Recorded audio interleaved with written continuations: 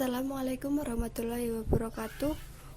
Kula Irna Widyaningsih saking kelas 11 TKJ kalih, nomor absen 18.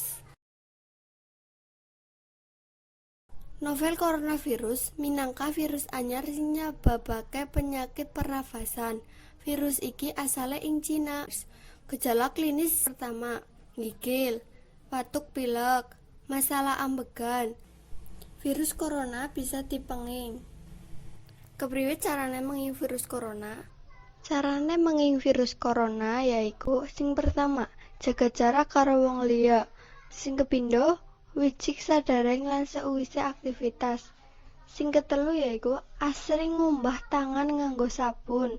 Sing kepapat, gunakake masker nalika watuk lan pilek. Sing terakhir yaiku sregep ing olahraga.